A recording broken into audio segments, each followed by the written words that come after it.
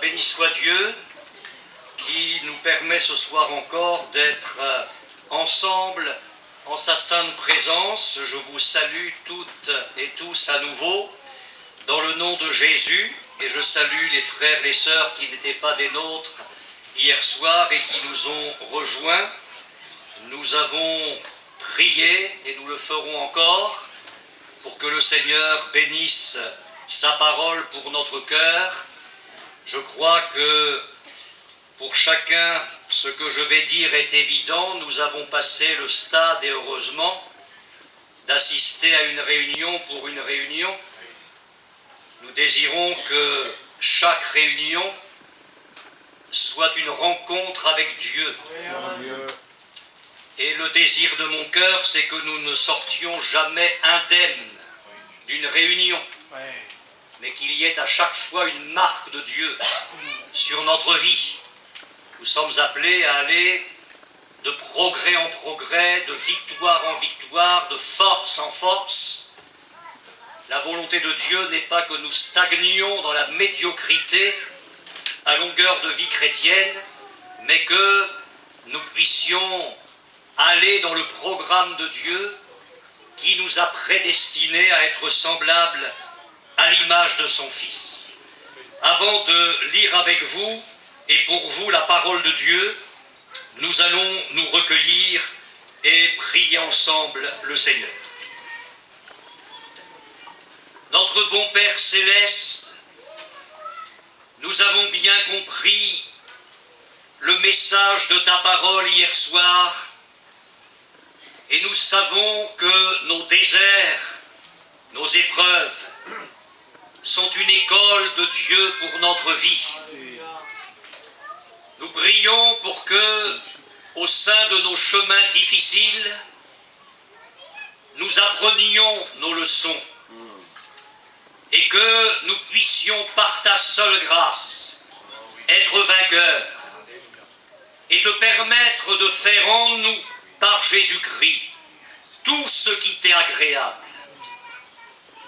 Je te prie ardemment ce soir de bénir tout cet auditoire. Nous aurions pu être ailleurs. Nous avons choisi d'être là. Permets que nous vivions ces instants de la manière la plus intense qui soit. Garde-nous de toute distraction. Garde notre esprit de vagabonder. Que ton onction repose sur chacun de nous. Qu'elle repose sur chaque frère, sur chaque sœur, sur chaque foyer. Tu connais les besoins des uns et des autres. Tu sais dans quel état nous sommes venus à cette réunion. Tu connais nos cœurs et je sais que tu as le pouvoir d'agir.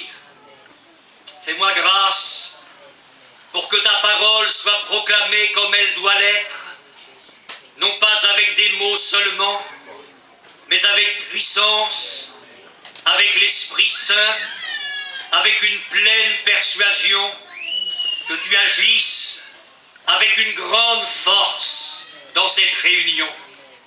Et au nom du Seigneur Jésus, je veux lier toute forme d'opposition, toute barrière, tout obstacle satanique à ta parole. Au nom de Jésus, nous appelons la visitation du Saint-Esprit, la souveraineté de l'Esprit sur cette réunion, qu'il élève Jésus, qu'il glorifie Jésus au milieu de nous, qu'il saisisse nos cœurs. Seigneur, nous avons besoin, dans ces temps de la fin, d'une grande visitation de ta part, d'une restauration, d'un renouveau, d'un réveil. Viens souffler sur ton peuple et viens souffler sur nos vies, sur ma vie, au nom de Jésus. Amen.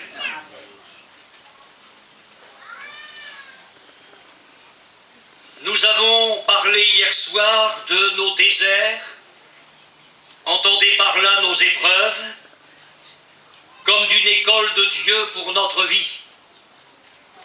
Et c'est vrai que le désert n'est jamais agréable.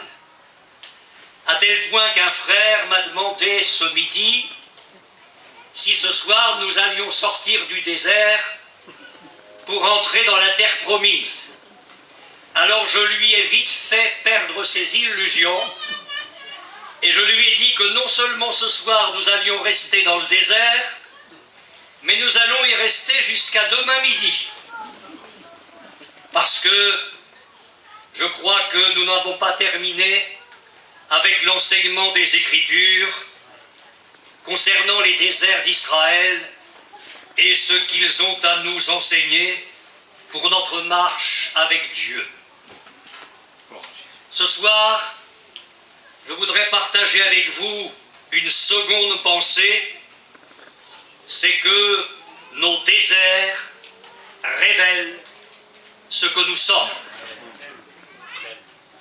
Et demain matin, si nous sommes là, je vous parlerai de la façon dont nos déserts nous révèlent Dieu pour nous. Mais ce soir, nous avons cette étape incontournable. Il faut que nous laissions la parole de Dieu nous montrer comment le désert révèle ce que nous sommes, ce qu'il y a au fond de notre cœur. Je voudrais d'abord lire avec vous dans le livre des Nombres, au chapitre 33, le verset 1er et le verset 2. Livre des Nombres, chapitre 33, les versets 1 et 2.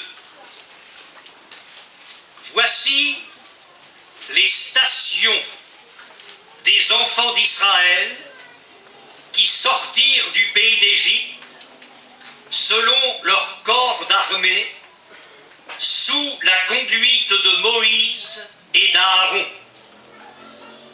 Moïse écrivit leur marche de station en station, d'après l'ordre de l'Éternel, et voici leurs stations selon leur marche.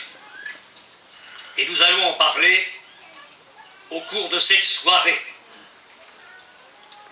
Dieu a demandé à Moïse d'écrire le parcours de son peuple de station en station, c'est-à-dire d'étape en étape. Et pour être plus précis, et nous allons le voir ensemble dans quelques instants, de désert en désert. Et c'est ainsi que Moïse a écrit la marche du peuple de Dieu. Ce qui m'amène à faire ce constat, c'est que Dieu connaît, Dieu sait quelles sont nos étapes spirituelles. Dieu n'ignore rien de nos stations. Il n'ignore rien de notre marche avec lui et des étapes que nous franchissons les unes après les autres. Et je voudrais te dire, mon frère, ma sœur, que tu aies 80 ans ou 15 ans, Dieu connaît ta vie ce soir. Il connaît ton cœur. Il connaît tes pensées. Il connaît tes sentiments. Il sait où tu es. Il sait où tu en es avec lui. Le Seigneur a pu, dans sa connaissance de ta vie, écrire tes marches. Et rien de ta vie jusqu'à ce soir ne lui a échappé. Ce qui est bon, ce qui est moins bon, ce qui est franchement mauvais. Et il sait où tu en es ce soir. Là où tu es parvenu. Et tandis que tu es venu sous ce chapiteau à l'écoute de la parole de Dieu, là où tu en es ce soir, le Seigneur a quelque chose à te dire. Le Seigneur a quelque chose à faire dans ta vie. Job disait, aujourd'hui, tu comptes mes pas. Et si vous avez en mémoire les épreuves de Job, c'est quand même rassurant de savoir que Dieu comptait les pas de son serviteur fidèle. Quelles que soient les étapes aussi terribles qu'il ait pu franchir et voulues par Dieu. Salomon a écrit dans le livre des Proverbes « Les voies de l'homme sont devant les yeux de l'Éternel qui observe tous ses sentiers. » Parfois, on voudrait bien que le Seigneur ferme les yeux sur certains de nos sentiers. Mais le Seigneur observe tous nos sentiers. Il connaît toutes nos stations. David, au psaume 56, a écrit ceci: « Tu comptes les pas de ma vie errante. » Parce qu'avant d'être roi, il est passé par une école de Dieu terrible. Et c'était voulu de Dieu. Il était dans la main de Dieu. Et dans cette période-là, Dieu a compté ses pas. Pas après pas, Dieu savait. Et Dieu comptait les pas de David. C'est incroyable. Devenu roi, il a eu aussi des épreuves terribles. Et dans cette période-là aussi, Dieu a compté les pas de David. Quand son fils Absalom a fait une révolte contre lui, un coup d'État, la vie de David a été une vie errante. Et dans ces moments-là, après avoir brillé alors qu'il est humilié et qu'il passe par un chemin terrible, où il connaît la trahison, le rejet, et il connaît toutes sortes de souffrances, Dieu est là. Et Dieu compte les pas de sa vie errante. Et c'est vrai pour chacun de nous. Ce n'est pas vrai seulement pour Job, pour Salomon, pour David, c'est vrai pour ta vie, c'est vrai pour ma vie. Anne, la maman de Samuel, a chanté dans son cantique « Il gardera les pas de ses bien-aimés ». Et c'est bon de se dire ce soir, Seigneur, après toutes les stations que j'ai connues, si je suis là ce soir, c'est parce que tu as gardé mes pas. Et comme tu es celui qui ne change pas, alors tu vas garder mes pas pour demain. Tu vas garder mes pas pour après-demain. Et tu vas garder mes pas jusque dans l'éternité.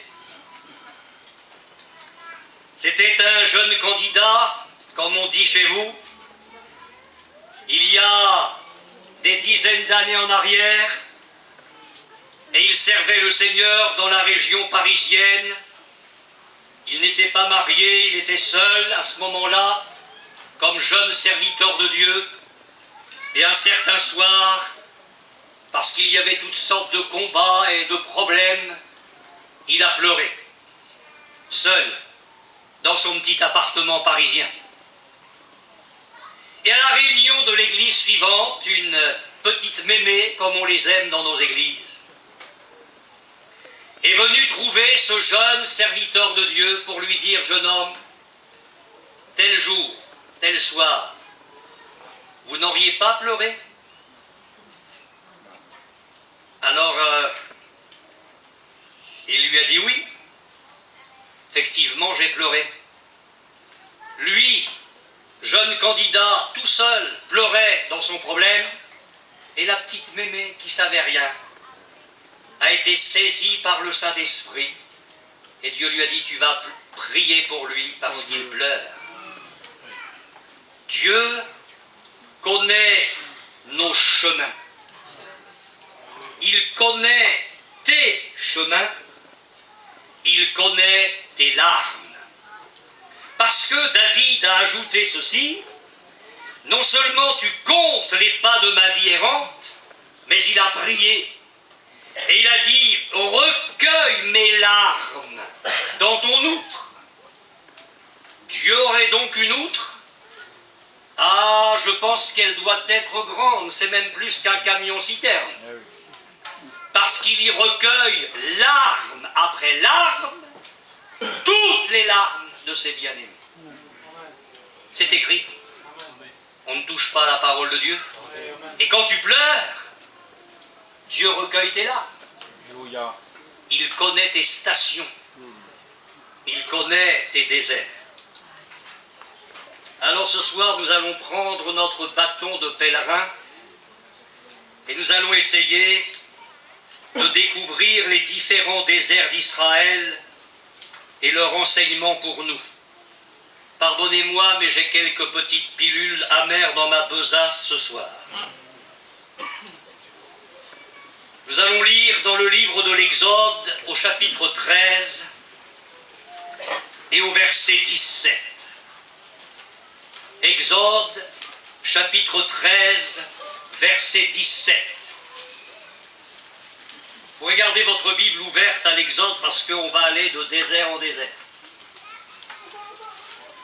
Lorsque Pharaon laissa aller le peuple, Dieu ne le conduisit point par le chemin du pays des Philistins, quoique le plus proche.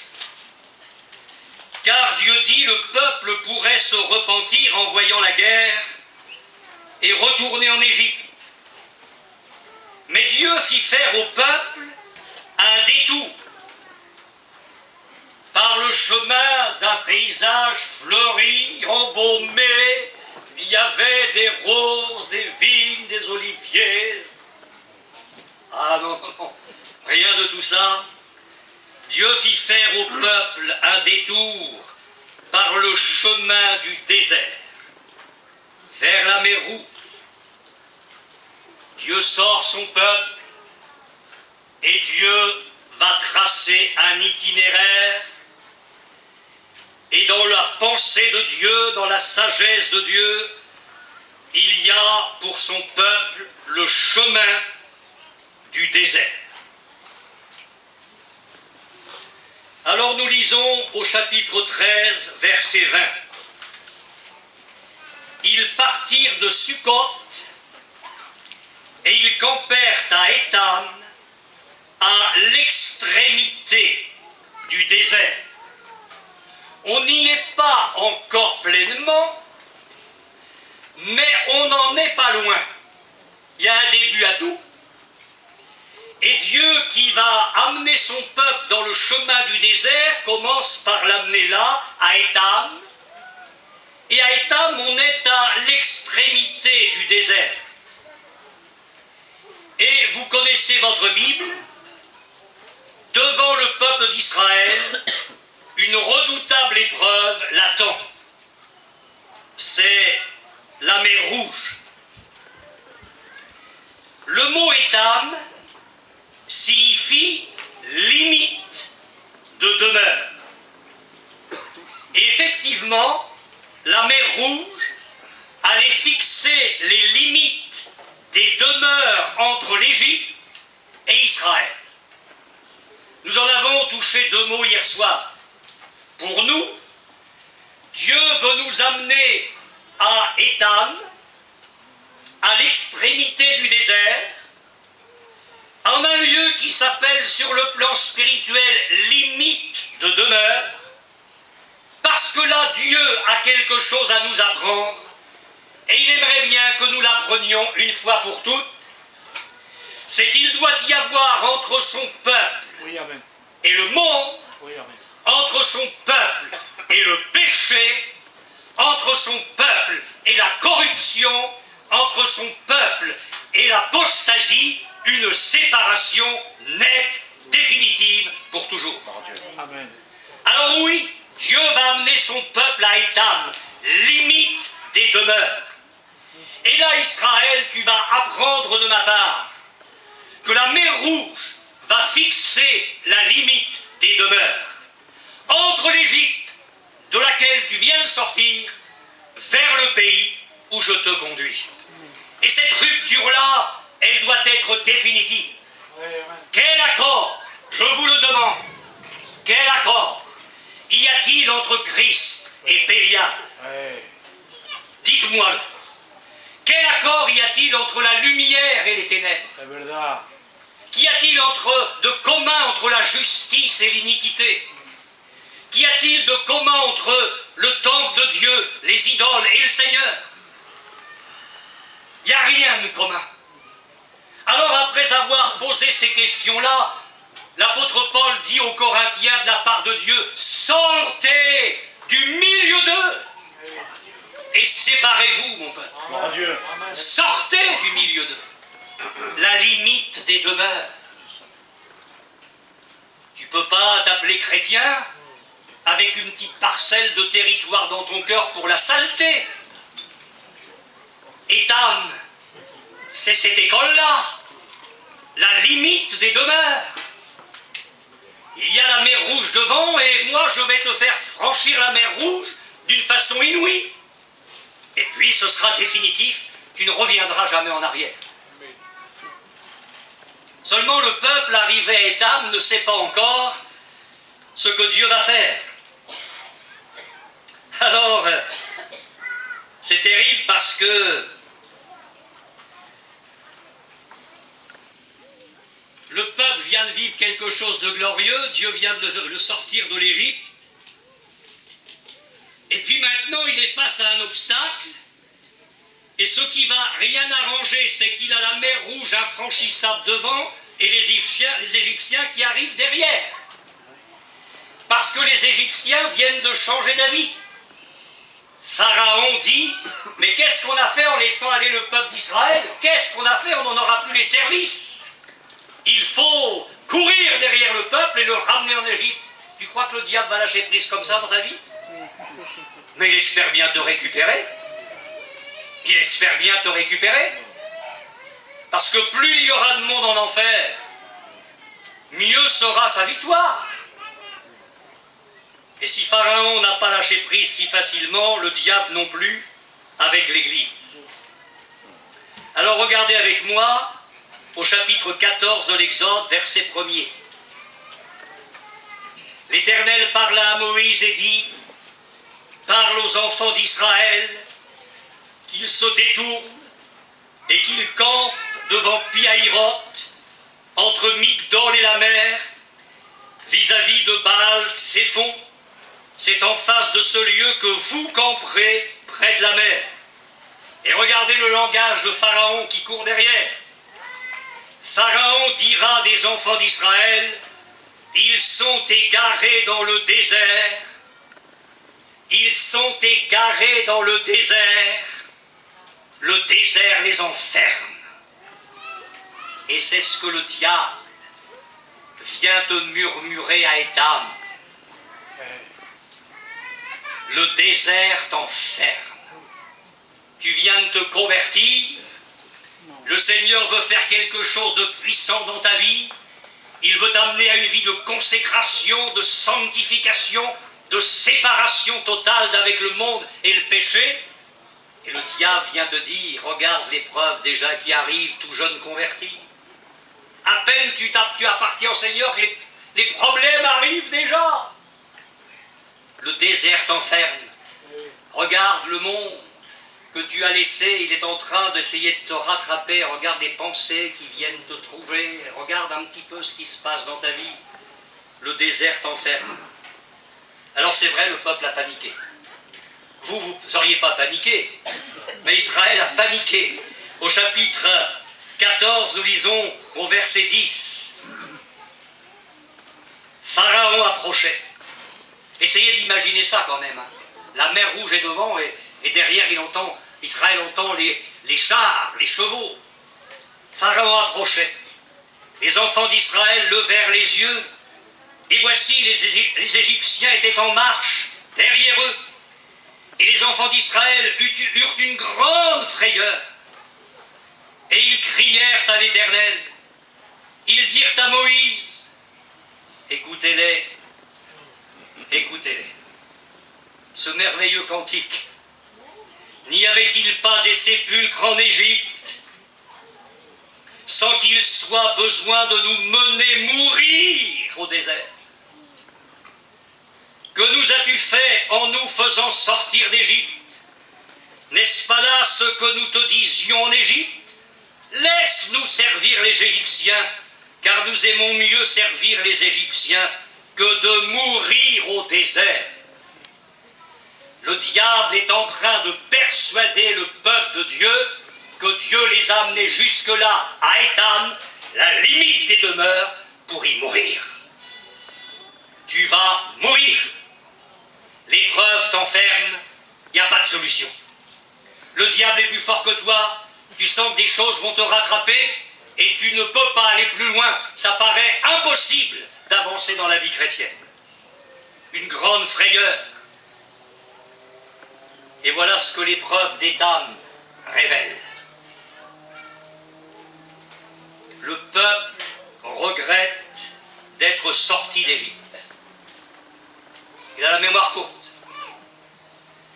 Il a le désir de servir à nouveau les Égyptiens. Et on préfère servir les Égyptiens que de mourir à Étam dans cette épreuve-là. Il y a des chrétiens qui, dans leur désert d'Étam, réagissent comme Israël. Dans leur épreuve, je le dis parce que c'est vrai, ils regrettent de s'être convertis. Ah, pasteur, la vie chrétienne, c'est épouvantable. Si vous saviez le chemin, si vous saviez mon état à moi, le désert m'enferme. Il y a des chrétiens qui estiment avoir été plus heureux avant dans le monde que maintenant dans la vie chrétienne. Et ils ont la tentation de tout abandonner. Ah, c'est vrai que quand j'y repense, avant d'être chrétien, il y avait quand même des moments de joie formidables. Ils oublient tout, hein, ils oublient l'Égypte. Ils oublient toute la souffrance ou les coups durs que le diable leur a donnés quand ils étaient inconvertis. Et ils sont en train de se laisser persuader que c'était mieux avant. Enfin, depuis que je suis chrétien, il y a le désert d'Étam, c'était mieux. Et puis, je regarde mon voisin, il n'est pas converti, tout lui a réussi. Il a la forme, il a une bonne santé, il a une belle caravane, une belle voiture, ça marche bien dans son travail, ses gosses prospèrent, et moi, il n'y a rien qui va. C'est Étam. Bien sûr, c'est Israël qui a réagi comme ça. Mais voyez-vous, en préparant ces 3 messages, parce que nous aurons le dernier demain matin, je suis convaincu que Dieu a des choses à dire à plusieurs. Oui, amen. Est-ce que ma sœur, Étam, ce ne serait pas ton désert à toi? Est-ce que mon frère, Étam, ce ne serait pas ton désert à toi? Converti depuis relativement peu, des choses se sont abattues sur ta vie. Et le diable t'a dit des choses que tu es en train de croire et qui vont te jouer des tours. L'épreuve t'enferme. Regarde, tu étais plus heureux avant. Qu'est-ce que tu as fait de te convertir à Jésus? Mais regarde tes anciens copains dans le monde, ils s'éclatent. Ah, c'est sûr, ils s'éclatent en 1000 morceaux, hein, ça c'est sûr. Ça c'est sûr qu'ils s'éclatent. Tu étais plus heureux avant. Alors je te dis, mon frère, ma sœur, on n'en est pas à la fin de la réunion, loin s'en faut. Mais ne quitte pas ce chapiteau sans dire à Jésus pardon. Alléluia. Pardon. Alléluia. Parce que dans le désert d'Étam, s'il y a quelque chose qui s'est révélé dans mon cœur, c'est que j'ai regretté mon ancienne vie. J'ai regretté ma conversion. J'ai mal parlé de toi. Comment est-ce que de telles pensées diaboliques ont-elles pu nicher dans ma tête? Comment est-ce que j'ai pu dire de telles paroles? Seigneur, pardonne-moi. Oui, amen.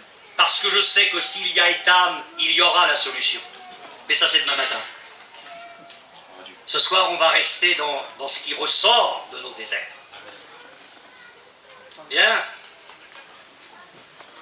Après le désert d'Étam, il y en a eu un autre. Et tout ça, c'est voulu de Dieu. On n'est pas encore au Sinaï, parce qu'après le Sinaï, ça va se gâter. Mais jusqu'au Sinaï, ce sont des déserts voulus de Dieu. Chapitre 15 de l'Exode, verset 22. Bon, ils ont traversé la mer Rouge. Moïse fit partir Israël de la mer Rouge.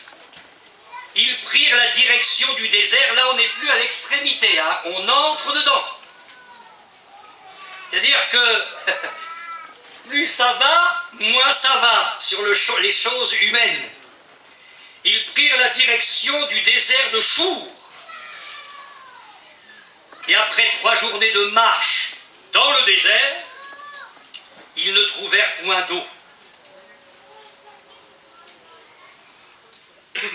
La mer Rouge, ça suffisait pas, Seigneur. Étam, ça suffisait pas. En voilà un autre qui arrive. Le désert de Chour. Le nom hébreu Chour signifie mur, muraille. Il aura fallu toute la grâce de Dieu pour qu'il n'y ait pas un mur qui subsiste à ce moment-là entre Israël et son Dieu. Ça a failli qu'un mur se construise entre Israël et son Dieu. Quelle va être l'épreuve du désert de Chour? J'ai parlé de ça hier soir. Dieu va permettre un manque. Le désert de Chour, c'est pour la première fois après la sortie d'Égypte l'épreuve du manque. Le peuple va éprouver de la soif et il n'y a rien à boire. Ah si, pardon. Il y a Mara. Je ne sais pas s'il a suffi d'un regard sur les eaux de Mara, ou si le peuple assoiffé a porté la main dans l'eau pour la ramener à la bouche et commencer à boire l'eau de Mara. Je ne sais pas, la Bible ne le dit pas, je ne prêcherai pas ce qui n'est pas écrit. Mais ce que je sais, c'est que le peuple a constaté que non seulement il y avait un manque, il avait soif, après 3 journées dans le désert, mais que ce qui est à portée de main naturellement, sur le plan terrestre, sur le plan naturel, est mauvais, amer. Et vous savez que Mara signifie amertume. Et ça, c'est une autre épreuve. Ça, c'est le désert de Chour. Quand le Seigneur permet dans ta vie un manque, une soif spirituelle pour telle ou telle chose, et que tu prends conscience que tout ce qui est à portée de ta main autour de toi est naturellement mauvais. C'est quelque chose d'amer qui ne pourra jamais satisfaire ta soif. C'est-à-dire qu'il y a un manque et il n'y a rien pour combler ce manque. Ça, c'est l'école de Chour.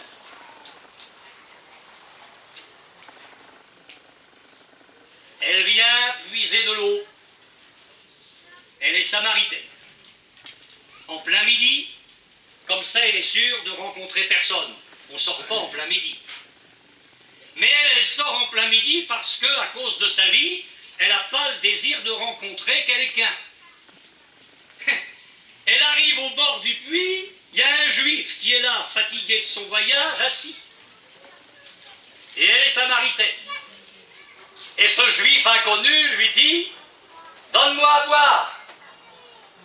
Mais comment, toi qui es juif, me demandes-tu à boire à moi qui suis une femme samaritaine? Parce qu'entre les juifs et les samaritains, écoute-moi, si tu connaissais le cadeau de Dieu, et qui est celui qui te dit « Donne-moi à boire », tu lui aurais toi-même demandé à boire et il t'aurait donné de l'eau vive. Et vous savez que ce juif inconnu va jouer sur l'eau du puits pour parler de quelque chose de plus glorieux, une eau spirituelle. Mais elle n'y comprend rien. Première réunion d'évangélisation, elle ne comprend rien. Bah, donne-moi de cette eau, afin que je n'ai plus soif, et que je ne vienne plus puiser ici. Il y a un manque dans sa vie. Il y a un manque. C'est-à-dire qu'elle a cherché le bonheur, l'amour, toute sa vie. Elle a eu 5 maris. 1, 2, 3, 4, 5. Est-ce que le premier est mort? Est-ce que le second est mort? Est-ce qu'il est parti avec une autre bonne femme? On n'en sait rien. Mais à chaque fois, elle a voulu reconstruire sa vie. On ne peut pas lui reprocher ça. C'est une femme qui a constamment soif. Soif d'amour, soif d'un vrai foyer, soif d'une vraie vie. Soif d'aimer, d'être aimé, soif de protection, soif de bonheur et de joie. Et lui, le juif, là, il sait que naturellement, elle ne trouvera jamais dans le monde de quoi satisfaire cette soif. Chère Samaritaine, tu es en train d'essayer de trouver à apaiser ta soif à Mara. Mais il n'y a rien dans ce monde qui peut combler ta vie. Rien. Rien. Alors, oui, il dit, celui qui boira de l'eau que je lui donnerai n'aura jamais soif. Et l'eau que je lui donnerai deviendra en lui une source qui jaillira jusque dans la vie éternelle. Je passe la fin de la conversation, j'arrive à la fin de la réunion d'évangélisation. Je sais que le Messie doit venir. Je le suis. Moi qui te parle. Voyez-vous, j'anticipe un petit peu sur demain matin, mais je dis juste ça. Alors que nous sommes dans le désert de Chour, qu'il y a un manque, et que rien autour de nous, ni personne, ne pourra satisfaire notre soif. Un seul peut le faire, c'est le Seigneur Jésus. Alors comment le peuple va réagir à Chour? Voudriez-vous que je vous le lise? Le peuple murmura contre Moïse en disant: que boirons-nous?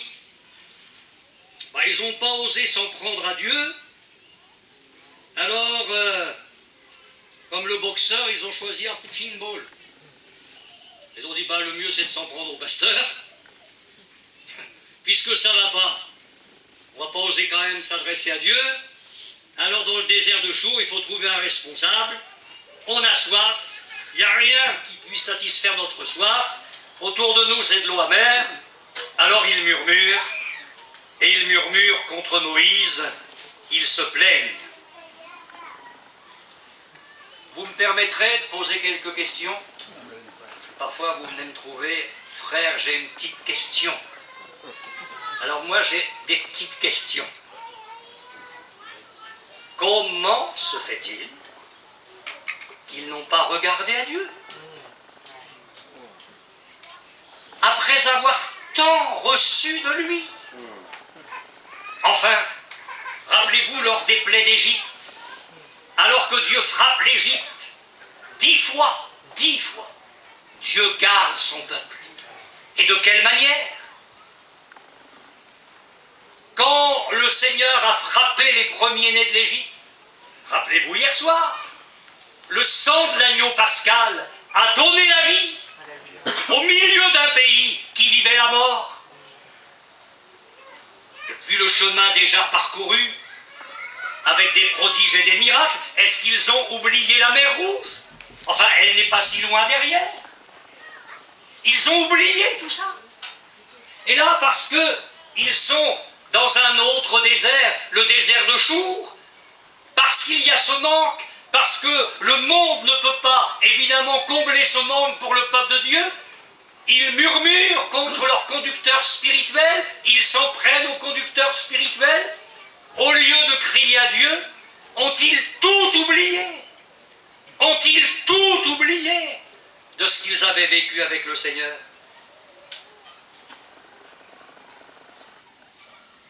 Je ne sais pas s'il y a un frère qui est dans le désert de Chour.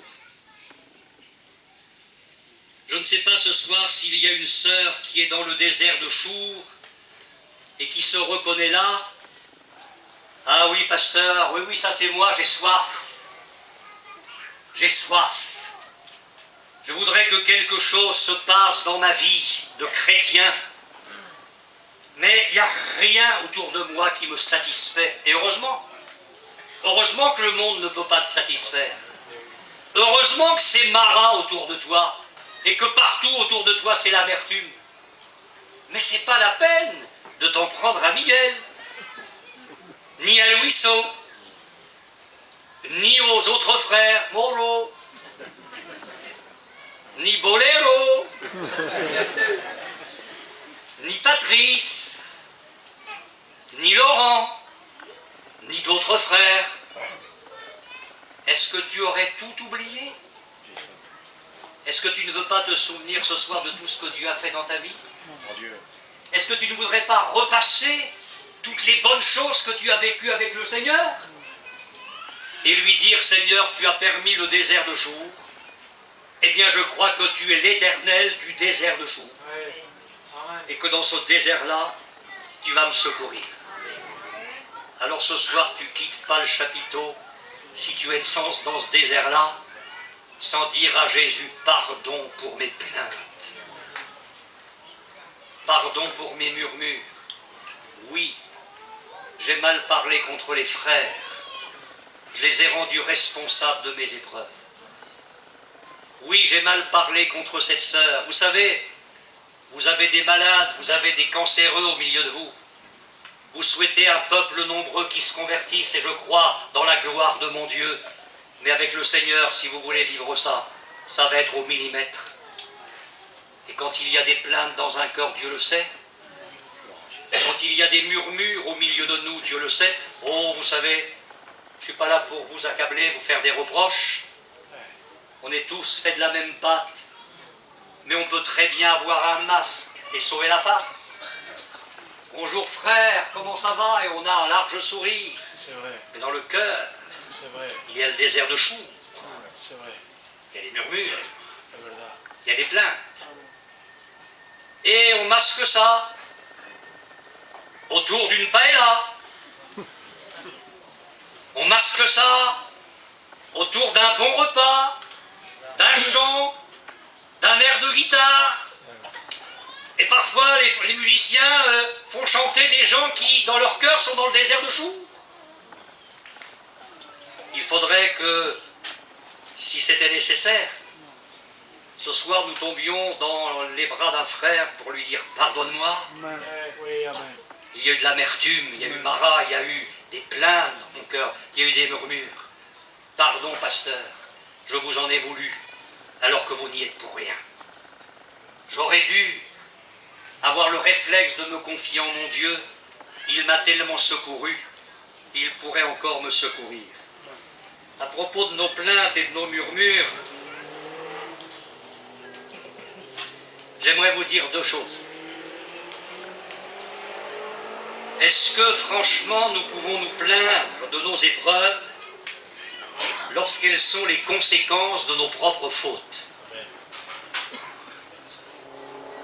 Quand des épreuves sont les conséquences de nos fautes, comment pourrions-nous nous en plaindre? Dans les Lamentations de Jérémie, il y a ce texte, « Pourquoi l'homme vivant se plaindrait-il » Que chacun se plaigne de ses propres péchés. Et puis d'autre part, dans nos épreuves, comment ne pas considérer que Dieu dirige tout dans notre vie? Les gens, les événements, les circonstances. Dans les Lamentations de Jérémie, il y a ce texte, « Qui dira qu'une chose arrive sans que l'Éternel l'ait ordonné ?» Tu es dans le désert de chou. Dieu l'a permis. Amen. Dieu l'a permis. Amen. Ne murmure pas, ne te plains pas. Jette-toi dans les bras du Seigneur. Toutes choses concourent ensemble au bien de ceux qui aiment Dieu.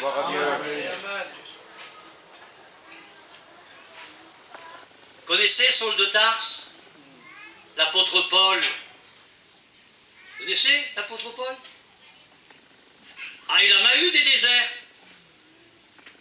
des emprisonnements, des coups, toutes sortes de souffrances.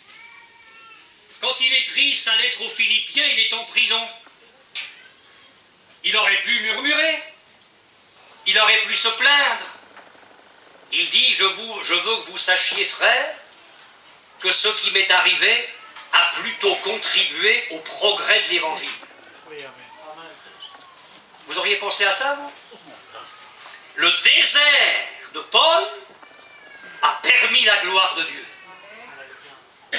Est-ce que vous savez que la plupart de ces épîtres ont été écrites en prison? Tel que on découvre Paul dans la Bible, c'était un apôtre fougueux, il fallait qu'il fonde des églises partout. Quand il arrivait quelque part, au bout de quelques jours, il n'y tenait plus, il dit, il faut que j'y retourne, il faut que j'aille les voir pour savoir en quel état ils sont. C'était une tornade, l'apôtre Paul, c'est une Ferrari, il marche à 300 à l'heure tout le temps. Alors Dieu dit, hop, hop, hop, hop, celui-là, on va le calmer de temps en temps, et on va l'envoyer en prison. Comment est-ce que le gouverneur Félix aurait entendu l'évangile? Comment est-ce que le gouverneur Porcius Festus aurait entendu l'évangile? Comment est-ce que le roi Agrippa aurait entendu l'évangile? Comment est-ce que nous aurions une bonne partie du Nouveau Testament qui a été écrit en prison s'il n'y avait pas eu les déserts de Paul? Il nous aurait manqué une bonne partie du Nouveau Testament. Mais Dieu est plus sage que nous. Au lieu de murmurer dans nos déserts, pourquoi ne pas dire, Seigneur, je me confie en toi, ma vie est dans ta main. Tu sais, tu connais, et ce soir, je prends une victoire sur moi-même. Voyez-vous, je ne suis pas venu vous dire ce soir, et je sais que vous allez être déçus, mais tant pis, si vous saviez comme je m'en moque. Je ne suis pas venu vous dire ce soir, bien que je le crois, et on le verra demain matin un petit peu quand même. Je ne suis pas venu vous dire que dans un premier temps, Dieu va vous délivrer de votre désert. Je suis venu vous dire que dans le désert, Dieu est en train de vous apprendre qui vous êtes. Comment, et apprendre à vous connaître, à découvrir, et c'est terrible, vos réactions. Et que l'école de Dieu ce soir, c'est de vous dire, dans un premier temps, je ne vais pas te guérir de ton désert, je vais te guérir dans ton désert. Et c'est ça que Dieu veut faire. C'est ça que Dieu veut faire. Parce que s'il arrive à nous guérir dans notre désert, nous ne sommes pas loin de la victoire totale. Bon, vous êtes prêts pour un autre désert? Amen. Chapitre 16, verset 1er de l'Exode, toujours. Toute l'assemblée des enfants d'Israël partit d'Élim, et ils arrivèrent au désert de Sin, qui est entre Élim et Sinaï.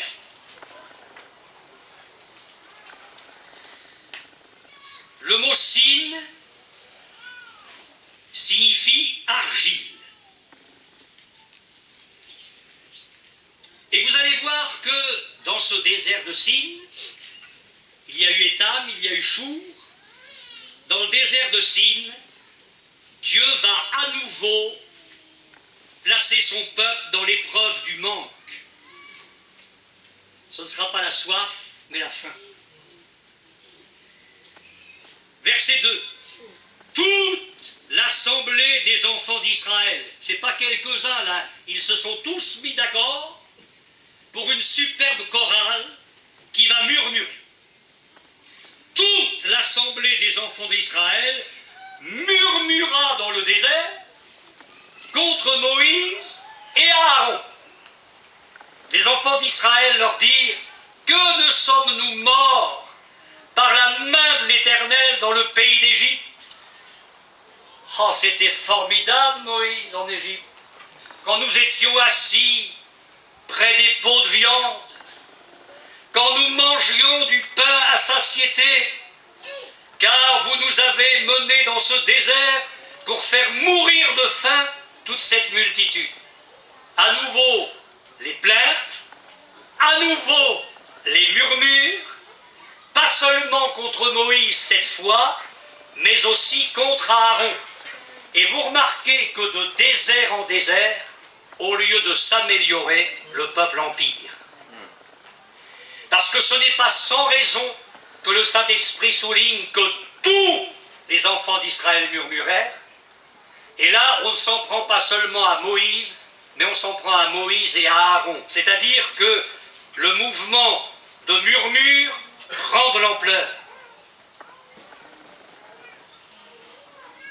À Sin, la parole de Dieu nous apprend que livrés à nous-mêmes, je dis bien livrés à nous-mêmes, nous ne sommes que de l'argile. Sin signifie argile. Nous ne sommes que de la terre. Et que livrés à nous-mêmes, sans le secours de Dieu, à Sin, dans ce désert-là, nous parlons, nous agissons, nous réagissons comme les gens de la terre. Je vais te dire une chose, mon frère, parce que j'en suis pleinement persuadé, et je vais te dire la même chose, ma sœur, et c'est vrai pour moi. S'il n'y a pas la grâce de Dieu, s'il n'y a pas le secours de Dieu, nous ne sommes pas meilleurs que les païens. Et si nous ne sommes pas dans la main de Dieu, à Sin, nous allons parler comme le monde parlerait. C'est aussi simple que ça. Enfin, 430 ans d'esclavage, et ils ont l'audace de dire, mais c'était formidable en Égypte, quand on était assis, ils étaient souvent assis. Quand nous étions assis près des pots de viande, et alors les coups de fouet, les briques, l'esclavage, les cris qui montaient vers le ciel, ces cris de souffrance, tu n'en pouvais plus, tu t'en souviens pas, tu n'en pouvais plus. Tout cet esclavage, la dureté de Pharaon, la vie amère, mais t'as oublié tout ça. Il te reste les pots de viande. Il n'y a que ça que tu te rappelles, les pots de viande. Là encore, dans ce désert de Chour où on manque, et cette fois c'est un autre domaine, c'est plus la soif, c'est la faim. Là encore, le diable vient raconter les mêmes histoires, parce qu'on ne change pas une équipe qui gagne. S'il a gagné à Étam, il espère bien gagner à Sin. Alors il vient souffler les mêmes choses. Et là, j'ai quelque chose à partager avec vous. J'y viendrai demain, c'est pour ça que ce soir je passe très vite là-dessus. Achour, donc Mara. Moïse avait intercédé pour régler le problème de la soif. Et Dieu avait pourvu. On en parlera demain matin. Mais j'ai beau relire le désert d'Étam. Et ce qui s'est passé là, j'ai beau le relire et le relire, je ne vois dans aucun verset que le peuple se soit examiné lui-même. Il ne s'est pas jugé. Même quand Dieu a fourni de l'eau, le peuple n'est pas tombé sur sa face en disant « Pardon Seigneur, nous sommes des fous, pardon pour nos murmures ». Au désert de Chour, nous ne trouvons ni regret, ni repentance. Il semble bien que le peuple soit allé de Chour à Sin sans avoir appris quoi que ce soit de Dieu. Alors il ne faut pas nous étonner que le peuple murmure à nouveau. L'apôtre Paul a écrit dans sa lettre aux Romains « Méprises-tu les richesses de Dieu, les richesses de sa bonté, de sa patience, de sa longanimité.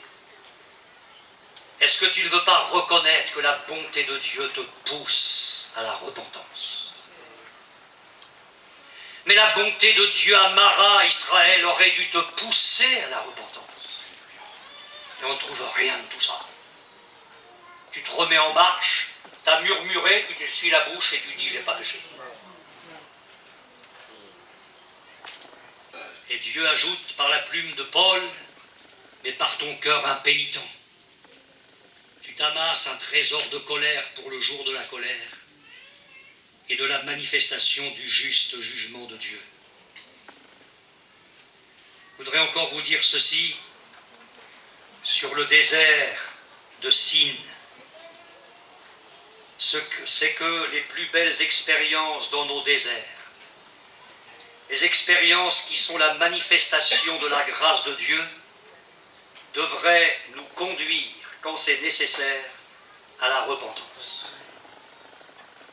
Si nous repartons, après que Dieu nous ait bénis, dans sa grâce, comme si rien ne s'était passé entre lui et nous, comme si nous n'avions pas murmuré, comme si nous ne nous étions pas plaints, comme si nous n'avions pas péché par notre bouche, par nos réactions, nos pensées, s'il n'y a pas de repentance, je crains que nous retombions dans les mêmes travers, dans les mêmes péchés, dans les mêmes réactions négatives au désert suivant.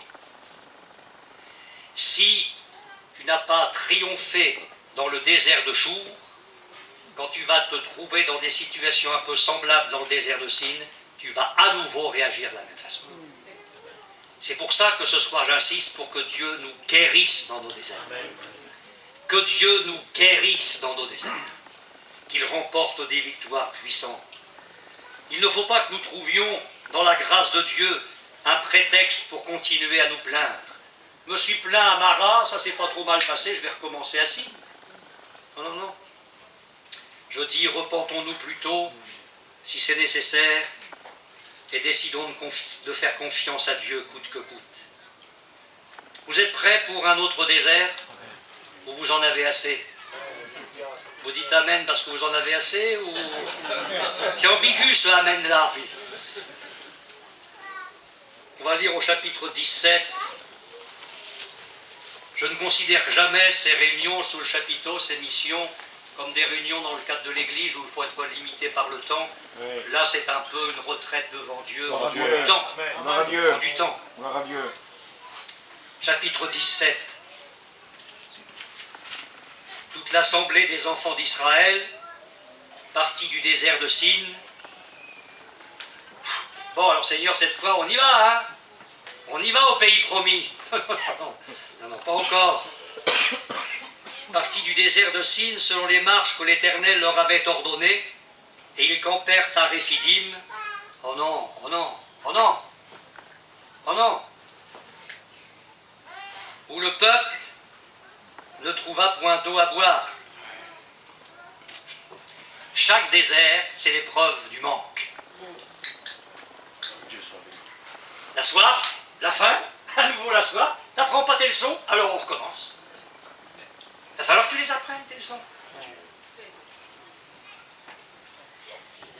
Mais là, j'aimerais vous dire quelque chose d'encourageant, si vous voulez bien accepter le professeur qu'est le Saint-Esprit.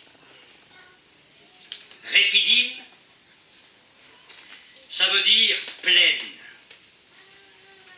grands espaces, appui, repos. Comment est-ce que ça peut être pour Israël un grand espace, des plaines, des appuis, du repos, alors qu'il arrive là dans un manque, il a soif et il n'y a rien à boire? J'aimerais vous dire ce soir, et j'aimerais te dire, mon frère, que si ton désert à toi, c'est Réphidim, c'est-à-dire qu'après avoir connu une épreuve où tu es sorti vainqueur, ça recommence et c'est la même. Tu te dis, ah, ben le Seigneur m'avait béni dans ce domaine-là, gloire à Dieu, ça fait 3 ans, et ça recommence. Je revis les mêmes douleurs dans mon corps. C'est à nouveau les mêmes bilans médicaux négatifs. Les analyses sont mauvaises. J'ai l'impression d'être 3 ans en arrière. Mon fils, pour lequel je prie, venait en réunion, il s'est attaché au Seigneur et il redécroche. Et je le vois à nouveau fumer, se droguer, sortir en boîte. J'y croyais. Il y avait une victoire chez lui et j'ai l'impression de revivre le même désert. Ça recommence. C'est ton désert? Ça recommence. Ça recommence. Ah non, Balière, alors ne me parlez pas de plaine. Ne me parlez pas de grands espaces, d'appui, de repos. Comment est-ce que je peux être en repos à Réphidim? Ça recommence. J'ai l'impression de revivre au jour. Eh bien, j'aimerais vous dire que dans ton désert, le Seigneur veut être pour toi comme un grand espace, un appui sûr. Alléluia. Et ton repos. Gloire à Dieu. Il veut nous soutenir, il veut agir en notre faveur, pour que, dans ce désert-là que tu revis, ça s'appelle pas pareil, mais c'est un désert. Dans ce désert-là que tu es en train de revivre, tu ne sois pas à l'étroit, mais que dans ta communion avec Jésus, tu puisses bénéficier des largesses de Dieu. Parce que mon Dieu, même dans nos déserts, est le Dieu des grands espaces. Il est le Dieu de l'appui divin. Il est le Dieu du repos.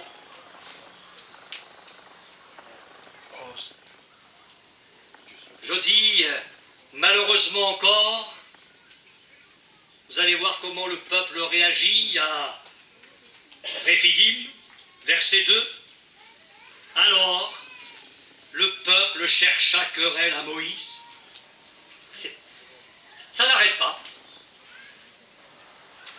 Si vous cherchez le nom d'une église, là, pour Israël, c'est l'église querelle. L'église murmure. Alors le peuple chercha querelle à Moïse. Ils dirent, donnez-nous de l'eau à boire. Moïse leur répondit, pourquoi me cherchez-vous querelle? Comme s'il la disait, mais je ne suis pas responsable, moi. Dieu me demande de vous conduire dans ce désert-là, c'est pas moi qui fais l'itinéraire. Moi, je suis le GPS divin. GPS, vous savez ce que ça veut dire? Est-ce que vous savez ce que ça veut dire, GPS? Personne ne sait. Ça veut dire guidé par le Seigneur.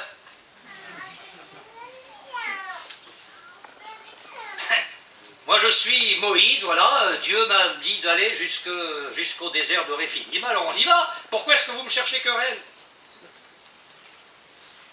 Et le peuple se plaint à nouveau. Mais là, une fois encore, je m'aperçois que de station en station, ça se durcit. Parce qu'on s'était contenté de murmurer, des plaintes. Mais là, le peuple cherche querelle. C'est presque la bagarre, ça. Le climat de réactions mauvaises au sein du peuple s'intensifie. Les réactions deviennent de plus en plus violentes.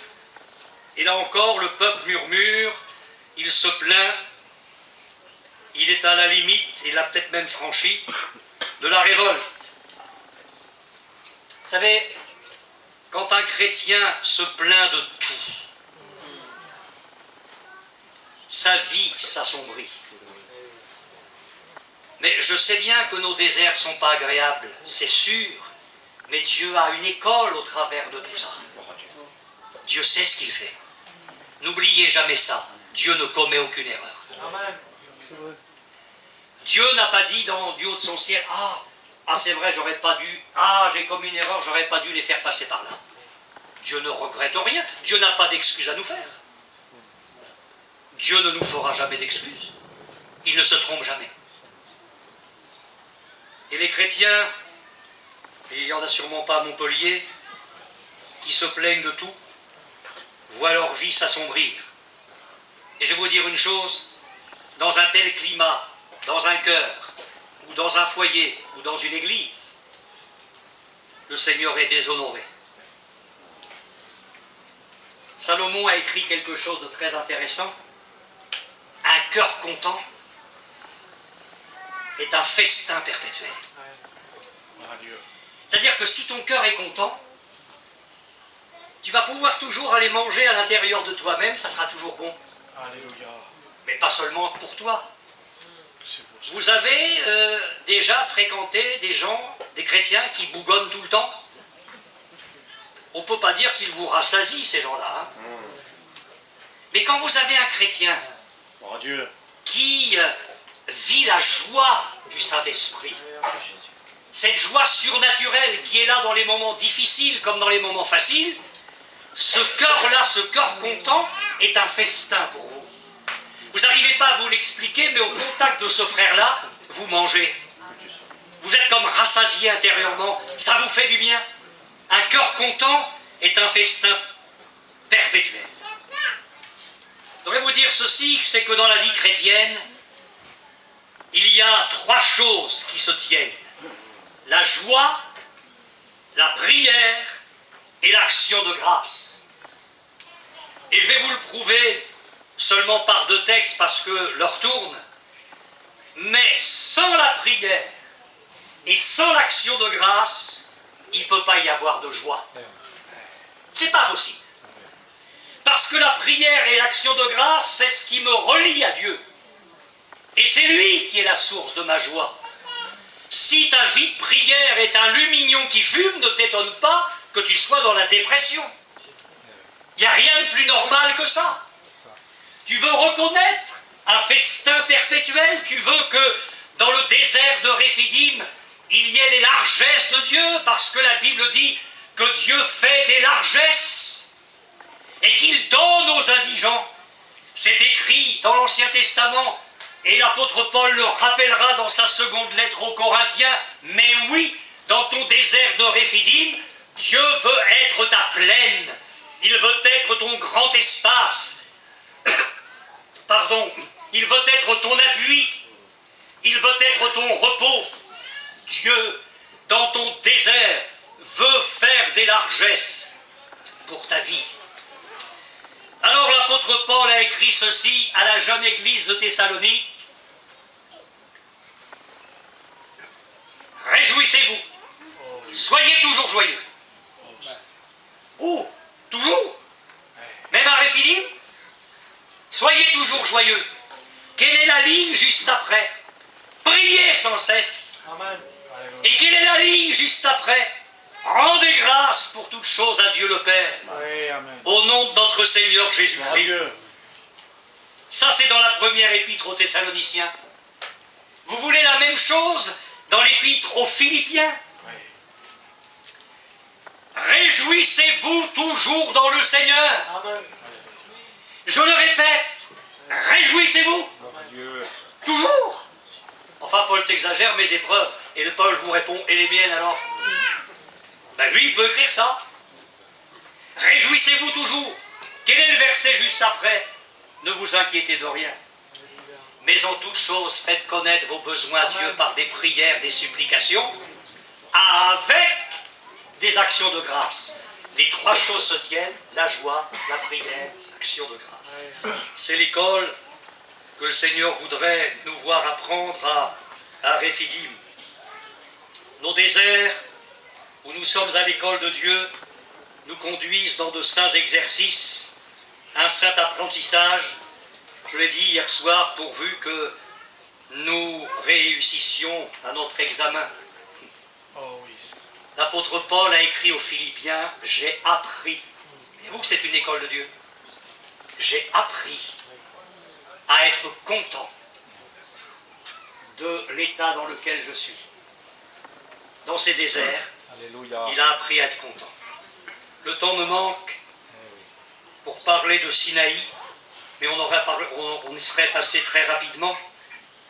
Après Sinaï, si nous en avions eu le temps, je vous aurais parlé d'un dernier désert, parce qu'après tout va basculer pour Israël, c'est le désert de Paran. Alors je vais simplement vous dire ceci, à propos de Paran, parce que ça va expliquer tout le reste. Donc il y a eu Réphidim, après on va au désert de Sinaï où le peuple reçoit la loi. Il y aurait tellement à dire là-dessus. Et après le Sinaï, Dieu amène son peuple à la limite du pays promis. C'est le désert de Paran. Et c'est là que le destin d'Israël se joue. Dans le désert de Paran, Dieu va incliner Moïse dans un plan divin. Il va l'amener à envoyer des espions dans la terre promise. un espion, un homme de chaque tribu, pour voir le pays. Et ils reviennent. Sur une perche, ils ont des grappes de raisin magnifiques. Et ils font un rapport formidable. Oh, le pays, excellent. On a vu les arbres, on a vu les vignes. C'est magnifique. Un pays où coule le lait et le miel. Mais... Et après ce bêlement sinistre de brebis, mais... On y a vu les géants. On y a vu les villes fortifiées. On a vu ceci, on a vu cela. Il y a les Amoréens, il y a les Philistins, il y a... Dieu ne savait pas. Hein. Dieu ne savait pas. Quand il a envoyé les espions, Dieu ne savait pas que le pays c'était tout ça. Ben oui, il le savait. Alors pourquoi arriver maintenant si près du but, au désert de Paran? Tu ne fais pas confiance à Dieu? Tous tes déserts sont derrière toi. Tous tes déserts sont derrière toi. C'est le dernier. C'est là que tout va se jouer. Tu vas entrer dans une vie chrétienne formidable. Parce qu'encore une fois, Canaan, ce n'est pas l'image du ciel. Hein. C'est l'image de cette vie formidable avec Jésus. Ah non, on ne peut pas. C'est pas possible, on ne peut pas. Dieu dit stop, j'ai compris. Alors, vous allez faire demi-tour et vous allez tourner en rond 40 ans. Si près du but, Israël a manqué son destin. Le désert de Paran, le dernier, a été l'échec à l'école de Dieu. Ils vont tourner 40 ans. Ils auraient pu mettre 11 jours, ils ont mis 40 ans. Comment conclure ce soir?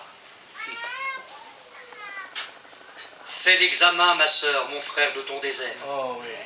Étam, Ouais. Chou, Sin, Réphidim, Paran. Toi, tu sais quel est ton désert. Et dans ton désert, franchement, tu as appris à te découvrir.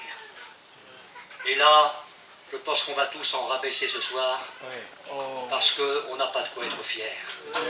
Dans nos déserts, avons-le, allez, on n'a pas brillé. Hein. On n'a pas brillé. Et le Seigneur, ce soir, n'est pas là pour nous faire des reproches. C'est un Dieu d'amour, plein de douceur, plein de bonté. Et il te dit, mais ce soir, tu peux t'en sortir. Ce soir, tu peux connaître une victoire. Moi, je peux t'amener triomphant dans ton désert et t'amener plus loin. T'amener plus loin. Dis les choses telles qu'elles sont dans ton cœur. Ne triche pas avec moi. Dis-moi les choses telles qu'elles sont. Seigneur, pardon. Il y a eu ça dans ma vie. Il y a eu telle parole. Il y a eu de la jalousie. Il y a eu de la convoitise. Il y a eu de l'envie. Il y a eu de la médisance. Des plaintes, des murmures, des querelles. Je vais en finir avec tout ça. J'ai regretté le passé. J'ai regretté le monde. Je pensais que j'étais plus heureux avant. Qu'est-ce que j'ai pas dit? Qu'est-ce que j'ai pas fait dans mes déserts? J'ai honte de ce que j'ai été. Relève-moi ce soir, fais-moi grâce. Et vous savez quoi? Ben, le Seigneur va vous faire grâce. Et il va me faire grâce. Alors on va se recueillir. Et puis on va, au fond de notre cœur, chacun pour notre part, dire à Dieu les choses telles qu'elles sont. C'est sûrement pas nécessaire d'élever notre voix. Ça va se passer au fond de notre cœur. Laisse passer un petit peu de temps, chacun va prier. Ce serait dommage d'être léger, superficiel et de laisser ce moment passer en disant ben, on va attendre que Miguel clôture la réunion. Ce serait dramatique. Je pense que nous allons tourner notre cœur vers le Seigneur et lui dire Seigneur, ce soir tu m'as parlé, tu as pris le temps de me parler, tu as pris le temps de sonder mon cœur. Oui Seigneur, j'ai besoin de ta grâce dans mon désert. Je ne te demande pas ce soir, dans un premier temps, de me délivrer de mon désert. Je te demande de me guérir dans mon désert. Renouvelle ma vie spirituelle là où je suis. Que chacun prie en son cœur dans ce domaine-là. Et je dis qu'au bout de ces quelques instants, il y a la victoire pour ta vie.